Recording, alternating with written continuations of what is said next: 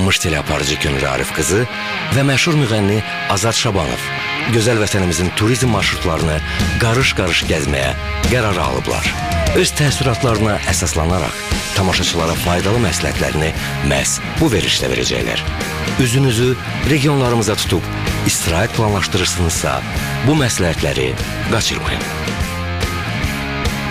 Lənkəran və yaxud yerlilərin dili ilə desək, sadəcə Lənkom. Burada hər şey göz oxşuyur. Təbiətdə, mənzərədə, dənizdə, mətbəxdə, insanlarda. Özü də şəhər xanlıq paytaxtına yaraşan sambalını və ədasını hələ də qoruyub saxlayır. Lənkəran Mehmandarov, Talışinski, Həzə Aslanov kimi böyük generalların və daha neçə Azərbaycan mütəfəkkirinin vətənidir. Dünyanın ən qonaqpərvər, ən səmimi, ən mehriban və ən istiqanlı cəmaatı yerlilərdir. Əsl Lənkəranlılara onların səxavətinə və zəhmət sevərliyinə görə xan Lənkəranlı deyirlər. Və onu da qeyd etmək lazımdır ki, ölkəmizin ən fanatik futbol azarkeşləri məhz buradadır. Çünki Xəzər Lənkəranın oyunları zamanı stadionda yer tapmaq olmur. Bir sözlə, Xaşöməş Bey Lənko.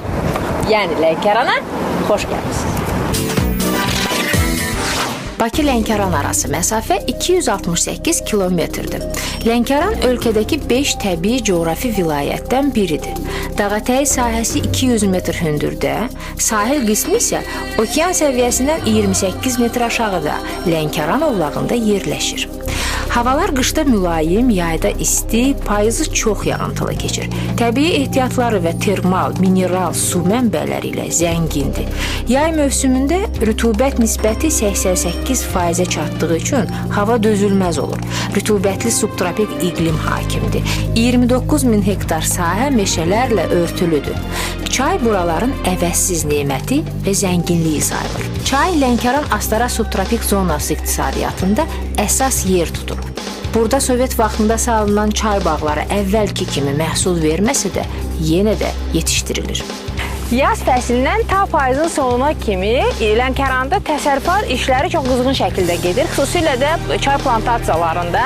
Özdə buradakı işçilərin, yəni qadınların və kişilərin də iş bölgüsü var. Məsələn, əgər kişilər torpağı şumlamaqla məşğul olurlarsa, qadınlar əsasən alaq edirlər, təmizləyirlər və bir də məhsul yığımında iştirak edirlər. Könül, buradakı xanımlara bax, bütün bədənlərini örtüblər, lap Yapon ninjalarına oxşuyurlar. Ancaq gözləri qalıb. Bu da ki, nəyə lazımdır? Günəşdən, günəş şüalarından özlərini müdafiə edirlər. Axsaqal, burada bir neçə sort çaylardır, yoxsa yalnız bir sort var? Bir sort çaydır. Bir sort çaydır? Bəli, Azərbaycan 2 sortudur. Bizim rayonlaşdırılmış çay sortudur bu. Bu həmişə bu cür olur. Adları var? Bəli, Azərbaycan 2. Azərbaycan 2. 2. Yəni bu çay sortun adı budur. Yəni burada biz məhsul istehsal edirik. Yəni xam mal istehsal edirik, yarpaq. Bu yarpağı indi 5-6 gündən sonra bunu verəcəyik emal müəssisələrinə. Emal müəssisələri bunu qəbul edir. Qəbul edəndən sonra hazır çay məhsulu onlar emal edirlər. Xaricə eksport olunur bu çay? Bəli, o da onların pozisiyasıdır, onların göstəriciləridir. Bizim vəzifəmiz, çünki bizim emal müəssisələrimiz yoxdur. Biz bu məhsul da elə məhsuldur, bu çiğ halında yeyilmir. Bazarda bu satılmır. Bu ancaq emaldan sonra olur ərzaq məhsulu. Siz özünüz şəxsən hansı çaya üstünlük verirsiniz? Evdə, ailədə, məclislərinizdə? Ancaq öz yetişdirdiyiniz öz çayımız yerli, deməli yerli çay istifadə olunmalı. Təbii çay. Yəni öz istehsal elədiyimiz çayın istifadəsi daha məqsədə müvafiqdir. Yerli malımızı inkişaf elətdirməliyik. Bəli, mütləq olmalıdır. Yerli mal. Hamı yerli mal alsın, xeyir vətənə qalsın. Bəli. Xeyir, bəli.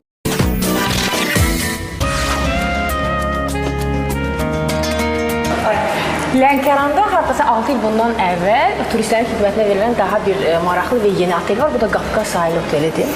Salam aleyküm. Xoş gəlmişsiniz Qafqaz Sahil Otelinə. Bizə zəhmət deyilsə, otaqlar barədə, şərait barədə, buradan səhv eləmirəmsə dəniz sahil də var, çimərlik barədə və təbii ki, qiymətlər barədə xəbər verin. Bizdə 3 növ otaq növləri var. Deməli, standart otaqlarımız var, koteclər var, bir də suit otaq var. Standart otaqlarımız bir nəfəri 50 manatdır, səhər yeməyi daxil daxil. 2 nəfərlik 80 manatdır səhər yeməyi daxil. Kottejlərimiz 150 manatdır, 3 otaqlıdır. Deməli 2 yataq otağı var, 1 qonaq otağı. Orada 3-4 nəfər rahat istirahət edə bilər. Qiymət 150 manatdır səhər yeməyi daxil. Suite otaqlarımız var, 1-2 nəfərlik. Onların qiyməti 200 manatdır. Onlar 3 otaqlıdır. Amma qiymətdə pis deyil ki, sənin. Hansı əyləncə növləri, daha nə xidmətlər verirsiniz? Əyləncə növü bizdə çimərliyimiz var, ayrı ateliye məxsus, fitness sentrimiz var, sauna var, spa mərkəzi var. Əsl sən istəyirəm. Əsl mənim istədiyimdir. Mən Qafqaz sahil otelini seçirəm.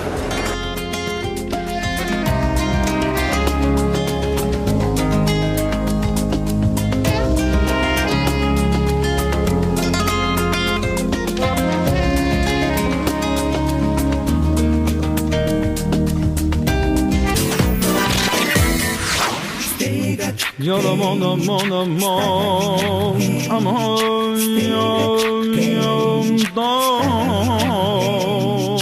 Ay dolu kızıl üzü Firuze Mərkəzdən düz 15 kilometr aralıda yerləşən Separaci kəndi öz folkloru ilə məşhurdur. Daha doğrusu desək, Talış folklorunun bütün nümayəndələri məhz bu kənddə yaşayır. Söhbət məşhur nənələrdən gedir. Keçmişdə bacılar kimi folklor qrupu məşhurdur. İndi artıq nənələr adlanırlar bu ansambl. Bir şey deyim ki, onların repertuarına əsasən folklor nümunələri, Talış xalq mahnıları daxildir. Bütün respublikamız nənələrin ansamblını çox gözəl tanıyır. Onların məşhur mahnılarını, lolunu tanımayan, bilməyən ümumiyyətlə yoxdur. Və bunların çox maraqlı ifa tərzi də var. Onu da yəqin ki, efirdə min dəfə görmüsünüz, izləmişsiniz. Dəflə müşayiət, ritm tutmaq və misraları oxumaq, belə deyək, qafiyəni vermək və digərləri də qoşulur. Birlikdə oxuyurlar. Mən istəyirəm onların o məşhur lolusunu, gəlmişkən bura, hə Azad? İfa eləyəm, amma sən də qoşulmalısan, ha, Hökə?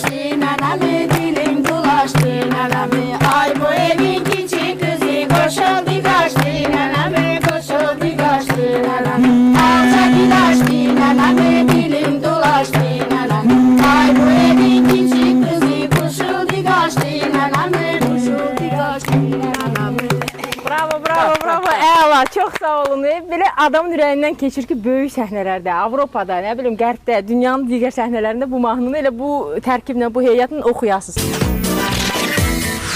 Nənələrə bir sualım var. Deyilənlərə görə, yəni Lənkəran regionu, bu zonada çox uşaqlı ailələr məşhurdur və çox maraqlı ad qoymaq bir mərasimi də var. Qızlara, övladlara adlar maraqlıdır. Və mən elə solumda əyləşən xanımın adı da Qızbəsdir.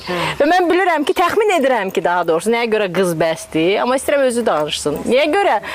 Ailədə 4-cü qız sizsiniz də, axırıncı qız, düzdür? Orada oğlan xeyləqidir olur, oğlanlar ölür, qızlar qalır. Mənim dalımca da bir dənə oğlan olub, o da öldü. Nəysə. Amma siz doğulanda valideynləriniz sizə Qızbəs adını qoyur. Dedilər, dayı qız istəmir. Qızbəsdir. Oğlan istəmir. Azad, sən bilirsən ki, Lənkəran mətbəxinin şax yeməyi hansıdır? Təbii ki, Lənkəranın adı gələndə ilk olaraq ləvəngi hamının ağlına gəlir. Düzdür. Ona görə də mən istəyirəm nənələr bugün bizə öz ifaları ilə, musiqiləri ilə bir həzz yaşatdılar. Öz necə deyirlər, qabiliyyətini göstərdilər. Amma bir də bizim üçün bir ləvəngili bildiyimə görə toyuq hazırlayacaqsınız, hə? O prosesi biz izləyək. Olar? Olar. Gedək. Cənubun bütün rəngarəngliyi onun yeməklərində də əks olunur. Yeməklər fəsillərə görə dəyişir. Burada çox fərqli dadları eyni anda süfrəyə gətirə bilərlər. 23 növ ət yeməyi, 7 quş növündən, 20 növ un məhsulundan, 9 növ balıqdan hazırlanan, 5 növ kükü, 28 növ meyvə xörəyi, müxtəlif növ sıldaqlar məlumdur. Yeməkdə kalori hesabı aparılmır. Bura qədimdən bəri professional diplomsuz aşpazların diyarıdır. Əvvəllər aşçılıq sənəti bəzən nəsildən nəsilə keçirdi. İndi də ölkənin ən məşhur aşpazları əslən Lənkəranlıdırlar. Azad, sən bizə hara gətirmişəm? Ara. Lənkəranın ən maraqlı yerlərindən birinə. Xan Lənkəran restoran, otel, muzey, istirahət kompleksinə. Mən bir dəfə burada çəkilişdə olmuşdum, yadımda qalmışdı. İlk fürsətdə Lənkərana gərəkim bura gəlməyə nəzərdə tutdum və səni də gətirdim. Çox maraqlı, gözəl yerdir. Könül, orada restoran sözünü eşitdim. Aha. Bax, mən badımcan ləvəngisini yemək istəyirəm. Aha. Burada badımcan ləvəngisini verirlər. Verirlər. Özü də necə? Lənkəranda ən dadlı badımcan ləvəngisi deyiləndə görə məhz buradadır. Ona görə gedək, naharımızı eləyək, dadlı ləvəngilərə dadaq.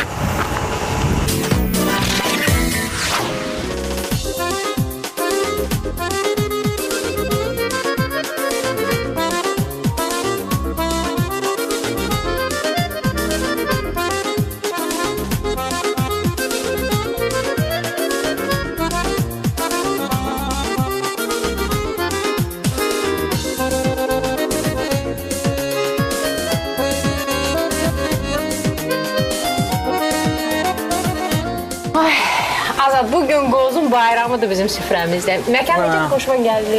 Əlad oldu. Könül, doğrudan da lap muzeyə oxşayır. Həqiqətən ki, özü də burada yerli əhali bilirsən, öz qədim məişət əşyalarını gətiriblər ki, buranın interyeri biraz da qədimi və gözəl görsənsin, lap muzeyə bənzər. Sənin sevdiyin badımcan ləvəngiləri? Könül, yeri gəlmişkən, ləvəngi ümumiyyətlə nə deməkdir?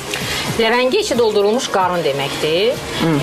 Türk dilindən gəlmə sözü deyirlər və qarını qulu, ac göz, çox yeyən adamlar da hardasa ləvəng sözü ilə tərif edilmişlər. Hətta yekə ləyənlər, ləyən, ləvəng, eyni köklü sözlər. Pəncərədən daş gəlir, xumar gözdən yaş gəlir, süfrəmizə aş gəlir, plov gəlir. Sən bilirsən ki, ləvəngini əsasən aşla verirlər süfrəyə, servis edirlər. Əslində Bakıda ləvəngi yemişəm mən Könül, amma heç vaxt mənki aşla verilməyib süfrəyə, mən görməmişim. Bu sarı nədir?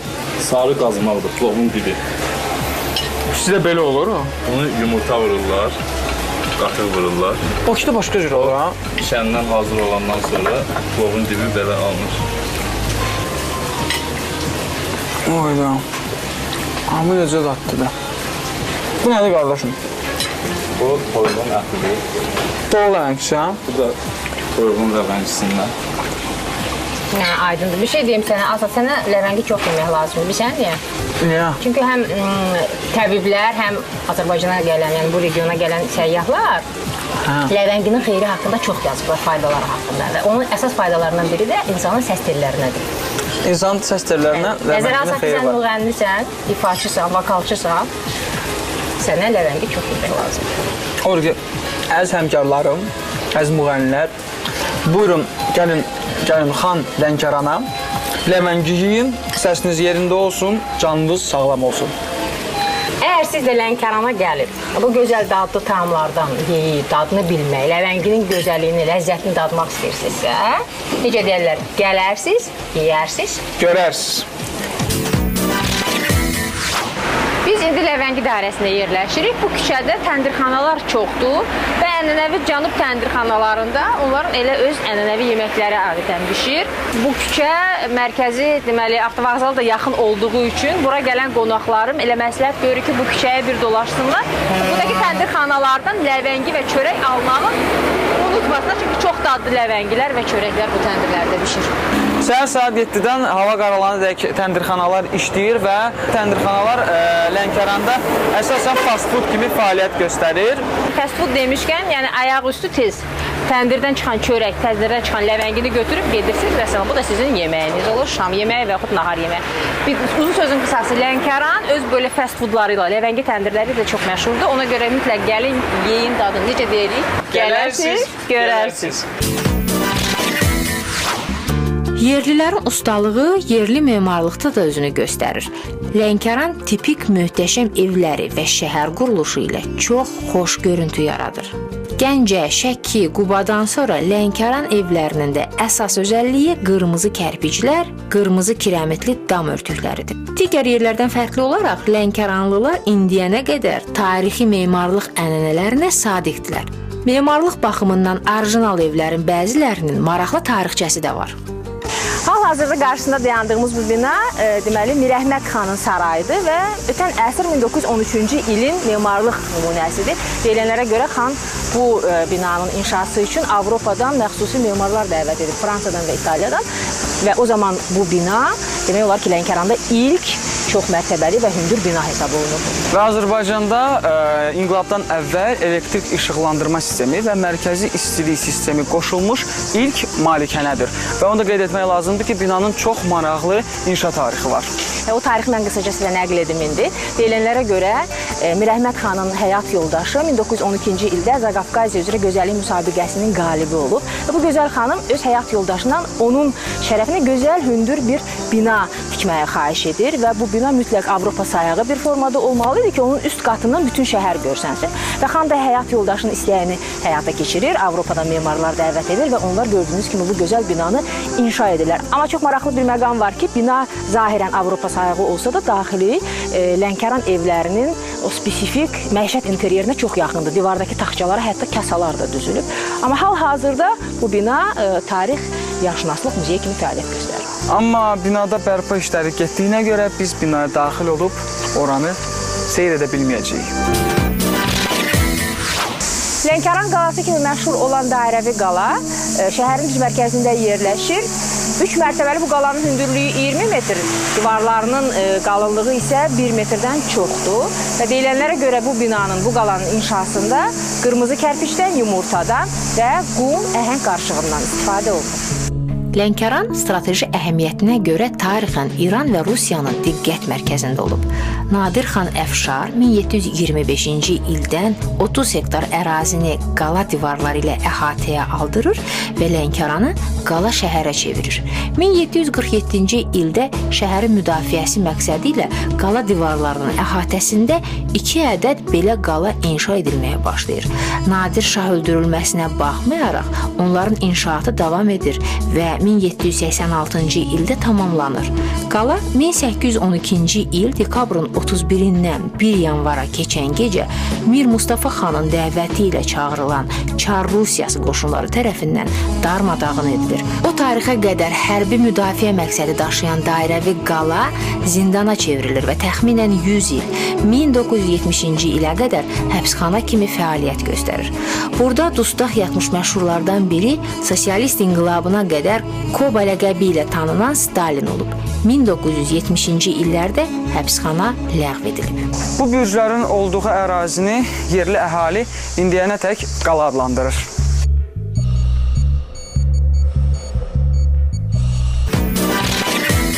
Dairəvi qalanın əkizi dayaq məntəqələrindən biri olub. Şəhərin şimal-şərq hissəsindəki ikinci qala Lənkəranın mayakı kimi tanınır və dəniz fənəri kimi fəaliyyət göstərir.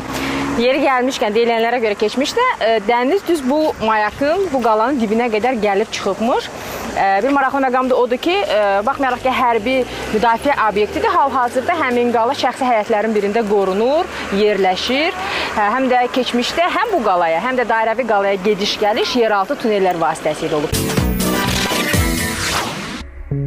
Lənkəran dini inancların güclü olduğu, dini adət-ənənələrin qorunduğu yer kimi tanınır. Bütün Qafqazın şeyxinin də məhz Lənkərandan çıxması faktı təbii qarşılanır. Lənkəranda çox sayda məscid, türbə, ziyarətgahlar var. Bunlardan ən məşhuru isə Şıxakəran kəndindədir.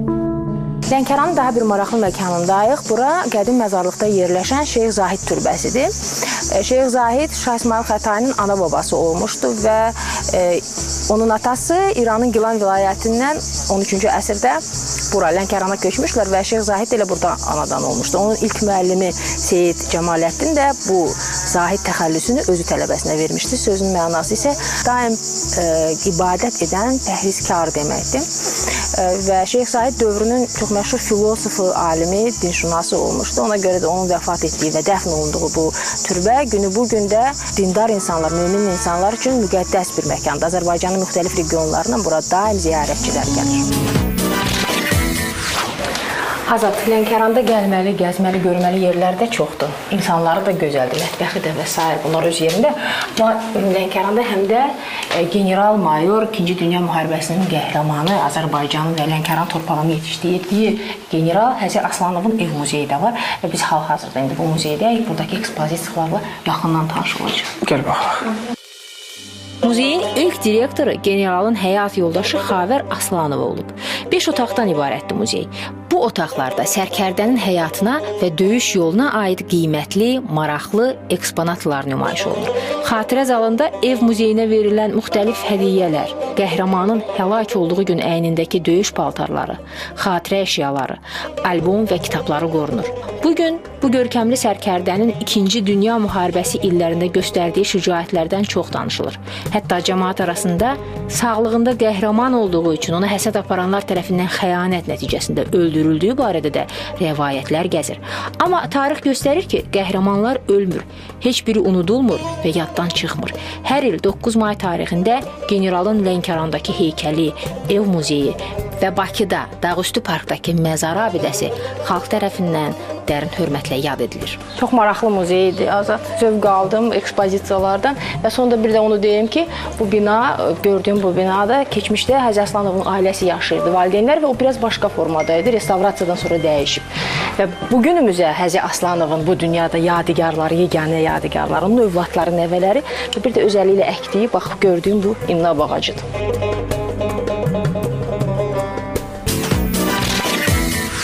Lənkəran 3 turizm zonasına ayrılır. Sahilyanı zona. Sahilyanı zona Lənkəranda bütün Xəzərin sahilini əhatə edir və buranın çox spesifik qumu var. Qara qumdur. Özü də deyilənlərə görə müalicəvi əhəmiyyəti də var bu qumun. O ki, qaldı sahilin bir qədər üst tərəfinə, üst qatına orada meşəlik var. Palıqlarla zəngin olan meşəlik zonada isə bir istirahət mərkəzi hesab olunur. Orada otellər və restoranlar fəaliyyət göstərir. Şəhərlilər üçün, Lənkəranlılar üçün ən zövqlü istirahət növü də bura gəlmək, sahilə enmək və dənizin kənarında gözəl bir çay süfrəsi sifariş edərək zövq almaq hesab olunur. Lənkəranda Xəzərdən xoş dəniz qoxusu gəlir. Hər tərəfdə balıqçıların torlarına rast gəlmək olar və xüsusi gözəlliyi buraya verən dəniz kənarından düz keçən dəmir yoludur. Gecə-gündüz burada qatarlar işləyir. Siz çimərək qatarlara baxa bilərsiniz. Bir sözlə bura çox gözəldir. Haftoni zonası. Biz Haftonidəyik. Haftoni Talış dilində 7 bulaq deməkdir. Ekoturizmin inkişafı üçün müvafiq şərait var və onu qeyd etmək lazımdır ki, müalicəvi suları ilə məşhur olan ərazidə 2 əsas obyekt var. Biri Lənkəran İsti Su sanatoriyasıdır, digəri isə İbadi İsti Suyudur. Lənc kəndinin Kiçik Dağ masivində İbadi Bulağı adlı çox şəfalı və səfalı bir məkan var. Sumaq və İbadi dağlarının yamaclarından burada deməli termal sular qaynayır və deyilənlərə görə həmin o vulkanik suların tərkibi hidrogenlidir, çox da xeyirlidir. Daxili orqanlara onun faydası çox böyükdür. Öd kisəsinin, mədənin, qaraciyərin, osteoxondrozun və bir sıra sümük xəstəliklərindən xeyri var deyirlər. O ki, qaldı bulağın məhz İbadi Bulağı adlanmasında bunun da özünə məxsus bir rəvayəti var. Deyilənlərə görə keçmiş zamanlarda İbadullah adlı ağır xəstəliyə tutulmuş bir insan bu məkana köçür və burada yaşayır. Məhz bu şəfalı bulaqların sayəsində öz şəfasını tapır. O vaxtdan etibarən də bu məkan, bu deməli bulaq İbadi Bulağı kimi məşhurlaşır. Sən burada hava qəbul edirsən. Məsələn, risk eləmədim könül tam suya girməkdən, amma əlimi bura kimi suya saldım, bir 10 dəqiqə tutdum. Biraz yarada var. Saldım əlimi, amma bir dənə qəribə belə hissiyat var ki, könül. İsti suydur. İsti sudur. Çox istidir. Uşaqların qışqırmaqdan işləyirsən. Uşaqlar 100% birinci dəfə girən kimi oraya qışqırırlar. İsti sudur, amma hardasa bir 30 saniyədən sonra əlini öyrəşir artıq o suya. Və qəribə hissiyat əmələ gəlir. Hardasa bir 3-4 dəqiqə keçdikdən sonra elə bir bütün sümüyümə işləyir. Nə danışırsan? Bütün sümüyümə işlədi, valla. Gözəl hissiyatda odur ki, məsləhət görürəm. Mən də gedəcəm onda aşağıdan, gedim o suya, o termal sulara mən də əlimi salım. Ayaqlarımı da salaram, imkanı olsa olar. Amma məncə sən bu uşaqlar kimi qışqıracaqsın. Nə olmaz? Nərimanabad zonası. Nərimanabad qəsəbəsi Sarı adasının daxil olduğu Qızılağac Dövlət Qoruğunun ərazisi rayon mərkəzindən 17 kilometr şimalda yerləşir. Port İliç qəsəbənin keçmiş adıdır. Bura 1922-ci ilədək Perival adlanıb. Mənası aşırımlı keçid deməkdir. Sonra isə Sovet dövlətinin banisi Vladimir İliç Leninin şərəfinə Port İliç, yəni İliçin limanı adlandırılıb. Nəhayət, Lənkəranın turizm bazasından danışarkən mütləq qeyd edilməsi gərəkən yer Qızılağac Dövlət Təbiət Qoruğudur. Qızılağac bitki adıdır.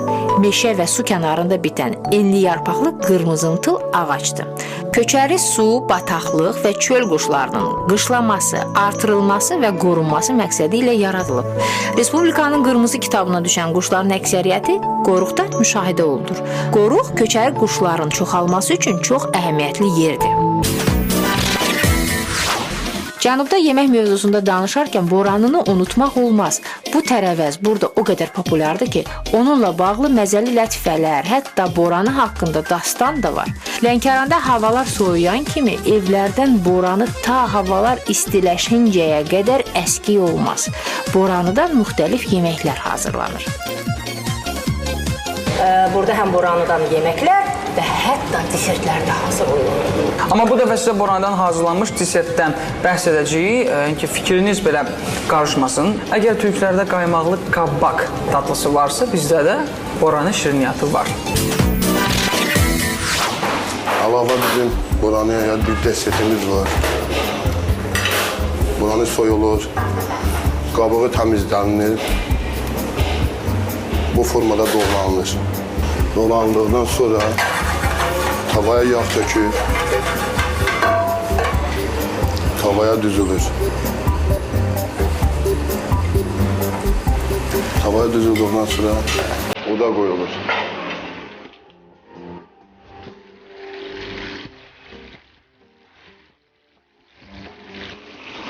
Soğanı bişəndən sonra pişiriyor. Tarankaya düzülür. Üstünde bal tökülür.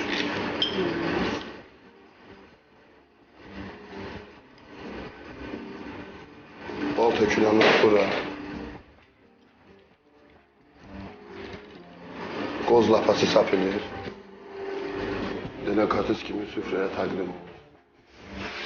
Oyda! Gönül çox tatlıdır. Bu arada mən Lənkərandakı məşhur Şah Sarayının Şah restoranına, onların aşpazlarına və bir də xidməti heyətinə təşəkkür edirəm. Çünki bizim üçün bugün əməlli başlı süfrə saldılar, gözəl dadlı, təamlı yeməklər verdilər. Vədəmizin bayramı idi. Çox sağ olun. Allah razı olsun sizdən. I love Lənkəran. Hal-hazırda biz Lənkəranın çox maraqlı bir məkanındayıq. Bura Hirkan Milli Parkı adlanır və bu parkın ərazisi kifayət qədər genişdir. Yaxın rayonların Astara, Lerik və Lənkəran rayonlarının ərazisini əhatə edir. Və bu parkın ətəyində, belə deyək, dərənin ətəyində hətta ötən əsrin 70-ci illərində yaranmış süni bir göl də var. Adına Xambulan çayı deyirlər, əlimdən yapış. Azad yıxıla bilirəm, görürsən necə biraz sürüşkən və sərt yollardır. Hə, sözümün canı odur ki, bax bu ərazi çox məşhur məkandır və bura turistlər də gələ bilərlər, buranın gözəlliyinə heyran olacaqlar. Və burada çox nadir ağac var, dəmir ağacı və onu da qeyd etmək lazımdır ki, bu ağac yalnız Kanadada və Azərbaycanın gözəl gülşəsi olan Lənkəranda bitir və maraqlı xüsusiyyətlərdən biri odur ki, suda batır. Və məhz bu ağaca görə 1-ci Dünya müharibəsi dövründə Alfred Nobel Azərbaycana gəlib və Lənkəranda bu ağacdan tüfəng üçün qundaq istehsal etmək istəyib. Amma arzusu ürəyində qalıb. Ürəyində qalıb. Neft tapıb da neynəsin? Xambulan su dəryaçası 1976-cı ildən istismara verilib. Ümumi su tutumu 52 milyon kub metrdir. Bəndin hündürlüyü 64 metr, üstdən uzunluğu isə 550 metrdir. Su anbarının istifadəyə verilməsi ilə Azərbaycanın subtropik zonasında 22 min hektar torpaq sahəsinin suvarılması təmin edilib. Digər adıyla dəryaça deyə təqdim edilən ərazinin möhtəşəm görüntüsü meşə örtüyü buranı turizm üçün ideal məkana çevirib. Ona görə də Xambulan əsasən mövsümlü fəaliyyət göstərən istirahət məkanları. Dincəlmək üçün buranı seçənlərin gözünü və könlünü oxşuyur. Xambulan çayının qırağında dincələ bilərsiniz. piknik eləyə bilərsiniz, balıq tuta bilərsiniz, qəşəng şəkillər çəkə bilərsiniz. Bir sözlə gələrsiniz, görərsiniz.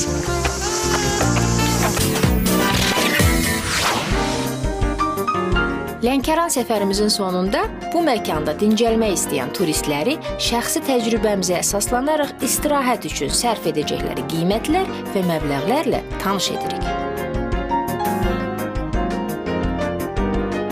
Cənub gəzintimiz burada sona çatır. Xan Lənkəranda adına yaraşan gözəl səyahət idi bu. Cənubun bütün gözəlliklərini və rənglərini özündə əks etdirən maraqlı bir məkanda həm ruhumuz, həm qəlbimiz, həm özümüz dincəldik, ağzımız dada gəldi. Qarnımız doldu. Amma işimiz bitmədi. Odur ki, növbəti ünvanlarda görüşmək ümidi ilə sizlə sağollaşırıq. Əgər eyni təəssüratları siz də yaşamaq istəyirsinizsə, Gələrsiniz, görərsiniz.